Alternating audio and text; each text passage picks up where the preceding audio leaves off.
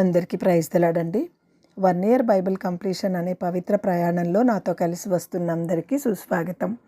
ఈరోజు మన ప్రయాణంలో 109వ రోజైన ఏప్రిల్ 19వ తేదీ వాక్యాంశాలు మొదటి దినవృత్తాంతములు 18 నుంచి 22 అధ్యాయాలను ప్రార్థనాపూర్వకంగా మొదలు పెడదాం. మా ప్రియ పరలోకపు తండ్రి, మీ జీవ వాక్యంతో మమ్మల్ని మరొకసారి మీ పాదాల చెంతకు తీసుకొచ్చినందుకు వందనాలు. వినగలిగే చెవి, గ్రహించగలిగే హృదయాన్ని మీరు మాకు అనుగ్రహించండి, కృప చూపించండి. వింటున్న ప్రతి ఒక్కరి హృదయాన్ని మీ సమాధానంతో నింపమని ప్రభువు పేరిట ప్రార్థిస్తున్నాను తండ్రి.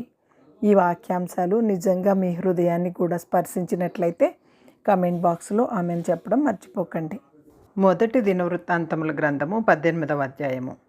ఇది అయిన తరువాత దావీదు ఫిలిష్తీయులను జయించి వారిని లోపరిచి గాతు పట్టణమును దాని గ్రామములను ఫిలిష్తీయుల వశమున నుండకుండా వాటిని పట్టుకొనెను. అతడు మోయాబీయులను జయింపగా వారు దావీదునకు కప్పము కట్టు దాసులైరి. శోభారాజైన హదేరెజెరు యూఫ్రటీస్ నది వరకు తన రాజ్యమును వ్యాపించుటకై బయలుదేరగా హమాతు నొద్ద దావీదు అతన్ని ఓడించి అతని వద్ద నుండి 1000 రథములను 7,000 గుర్రపు రౌతులను 20,000 కాల్బలమును పట్టుకొనెను. దావీదు ఆ రథములలో 100ంటికి కావలసిన గుర్రములను ఉంచుకొని కడమ వాటినన్నింటికి చీలమండ నరములు తెగవేయించెను. శోభారాజైన హదారెజెరునకు సహాయము చేయవలనని దమస్కులోని సిరియనులు రాగా దావీదు ఆ సిరియనులలో 22,000 మందిని హతము చేసెను. తరువాత దావీదు సిరియా సంబంధమైన దమస్కులో కావలి సైన్యమును ఉంచెను. సిరియనులు దావీదునకు కప్పము కట్టు సేవకులైరి. ఆ ప్రకారము దావీదు పోయిన చోట్లనెల్లా యెహోవా అతనికి సహాయము చేయుచూ వచ్చెను. మరియు హదారెజరు సేవకులు పట్టుకుని ఉన్న బంగారు డాళ్లను దావీదు తీసుకొని యెరూషలేమునకు చేర్చెను. హదారెజెరు యొక్క పట్టణములైన తిబ్హెతులో నుండి కూనులో నుండి దానితో సొలొమోను ఇత్తడి సముద్రమును స్తంభములను ఇత్తడి వస్తువులను చేయించెను. దావీదు శోభారాజైన హదేరెజెరు యొక్క సైన్యమంతటిని ఓడించి వర్తమానము హమాతు రాజైన నతోహుకు వినబడెను. హదారెజెరుతోనూ తోహుతోనూ విరోధము కలిగి ఉండెను గనుక రాజైన దావీదు హదారెజెరుతో యుద్ధము చేసి అతన్ని ఓడించినందుకై దావీదు యొక్క క్షేమము తెలుసుకొనుటకును అతనితో శుభవచనములు పలుకుటకును బంగారముతోనూ వెండితోనూ ఇత్తడితోనూ చేయబడిన సకల విధములైన పాత్రలనిచ్చి తోహు తన కుమారుడైన హదోరమును అతని వద్దకు పంపెను.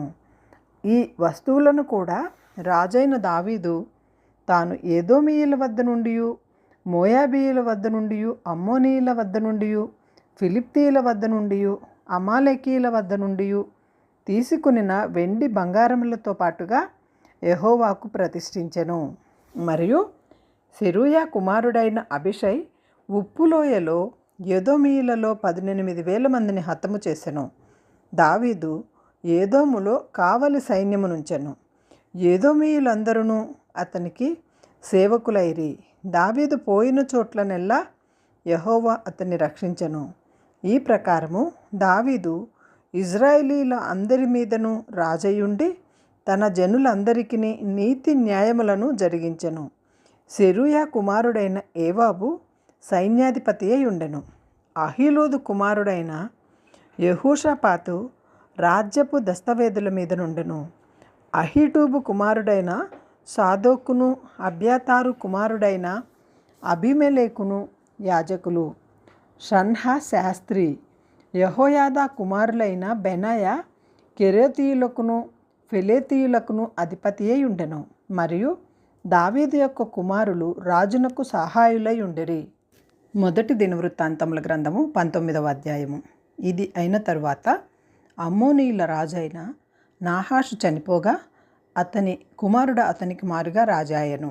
అప్పుడు దావీదు హానూను తండ్రి అయిన నాహాషు నా ఎడల దయ చూపించెను కనుక నేను అతని కుమారుని ఎడల దయ చూపెదనని అనుకొని అతని తండ్రి నిమిత్తము అతని పరామర్శించుటకై దూతలను పంపెను.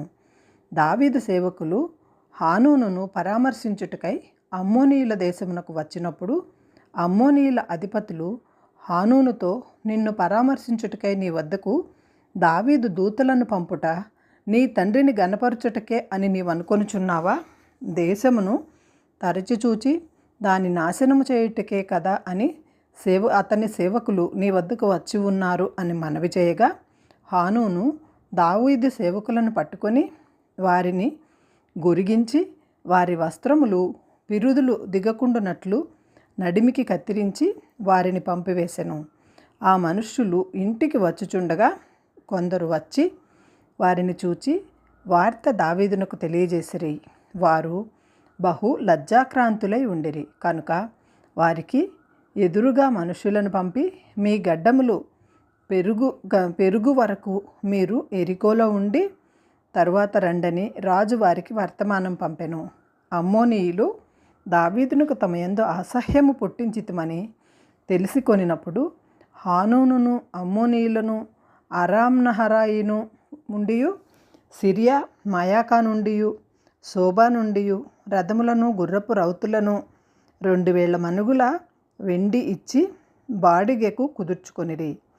32,000 రథములతో వచ్చినట్లు జీతమిచ్చి మయాకా రాజు అతని జనులను కుదుర్చుకొనిరి. వీరు వచ్చి మెదేబా ముందరి తట్టు దిగిరి. అమ్మోనీయులు తమ తమ పట్టణములలో నుండి కూడుకొని యుద్ధము చేయుటకు వచ్చిరి. దావీదు ఈ సంగతి విని యోవాబును సైన్యములోని పరాక్రమశాలులనందరినీ పంపెను.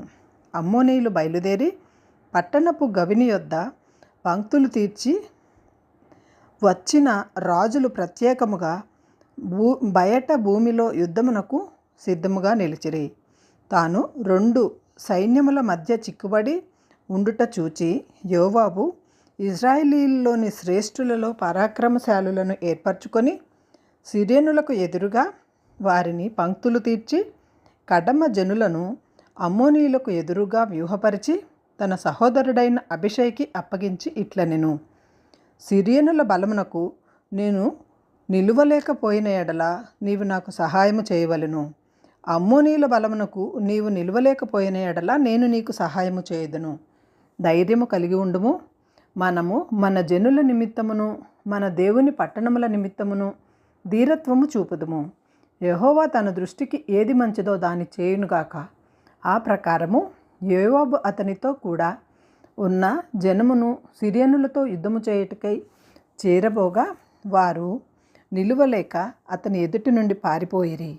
సిరియనులు తిరిగి పారిపోవుట అమ్మోనీయులు చూచినప్పుడు వారును అతని సోదరుడైన అభిషై ముందర నిలువలేక తిరిగి పారిపోయి పట్టణములో చొచ్చిరి. యోవాబు మరలి యెరూషలేమునకు వచ్చెను.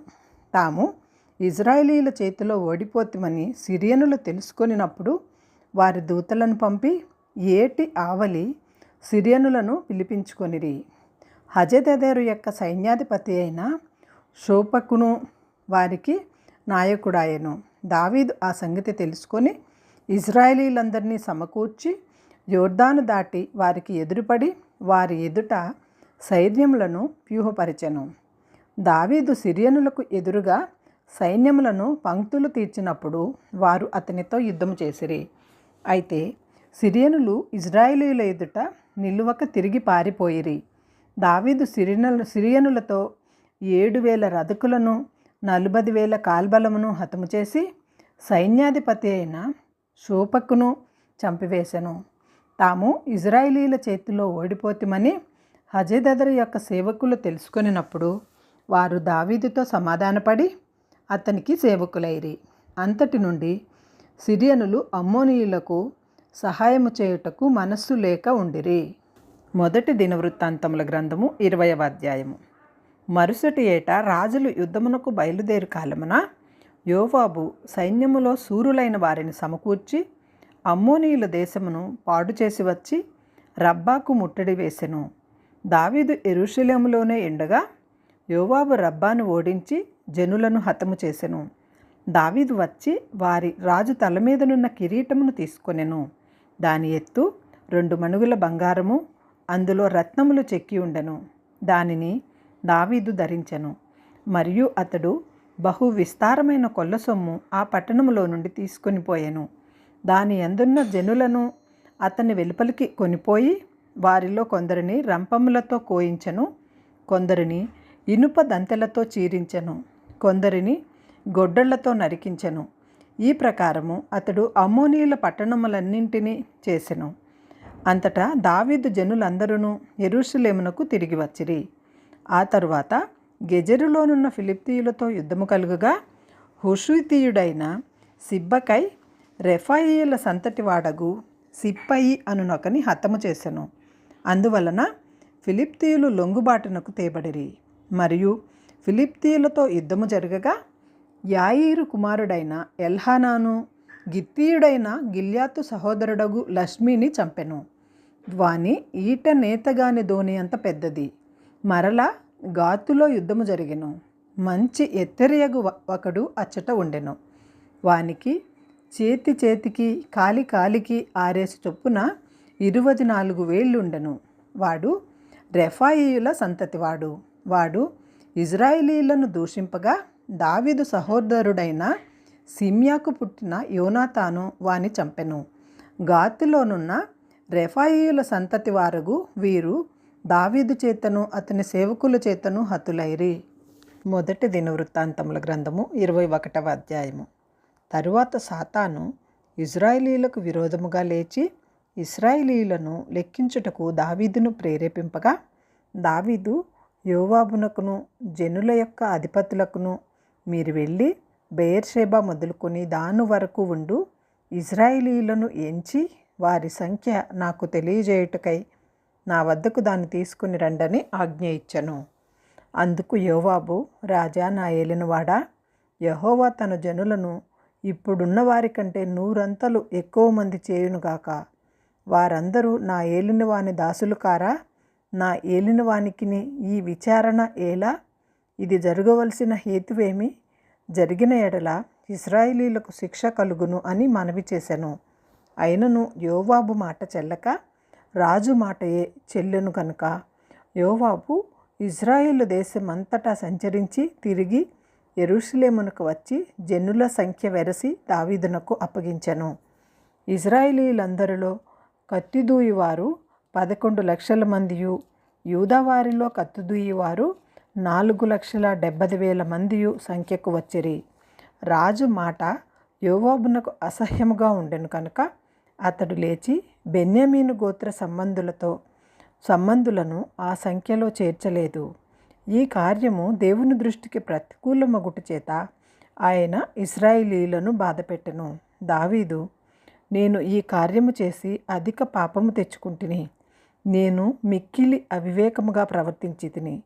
ఇప్పుడు నీ దాసుని దోషము పరిహసించుమని దేవునితో మొరపెట్టగా యెహోవా దావీదునకు దర్శకుడగు గాదుతో ఇలాగు సెలవిచ్చెను. నీవు వెళ్ళి దావీదుతో ఇట్లనుము, యెహోవా సెలవిచ్చినదేమనగా, 3 విషయములు నేను నీ ఎదుట నుంచుచున్నాను. వాటిలో ఒకదానిని నీవు కోరుకుని ఎడల దాని నీకు చేయుదును. కావున గాదు దావీదునొద్దకు వచ్చి ఇట్లనెను, 3 ఏండ్ల పాటు కరువు కలుగుట, 3 నెలల పాటు నీ శత్రువులు కత్తిదూసి నిన్ను తరుమగా నీవు వారి ఎదుట నిలువలేక నశించిపోవుట, 3 దినముల పాటు దేశమందు యెహోవా కత్తి అనగా తెగులు నిలుచుట చేత యెహోవా దూత ఇజ్రాయేలీల దేశమంతటా నాశనము కలుగజేయుట అను వీటిలో ఒకదానిని నీవు కోరుకొనమని యెహోవా సెలవిచ్చుచున్నాడు. కావున నన్ను పంపిన వానికి నేను ఏమి ఉత్తరమియ్యవలెనో దాన్ని యోచింపుము. అందుకు దావీదు, నేను మిక్కిలి ఇరుకులో చిక్కియున్నాను.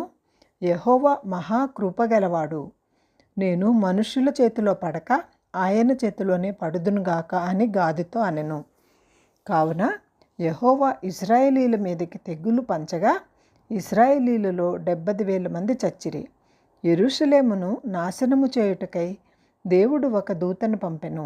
అతడు నాశనము చేయబోచుండగా యెహోవా చూచి ఆ చోటు విషయమై సంతాపమొంది నాశనము చేయి దూతతో, చాలును, ఇప్పుడు నీ చెయ్యి ఆపుమని సెలవివ్వగా ఆ దూత యెబూసీయుడైన ఓర్నాను కళ్ళమునొద్ద నిలిచెను.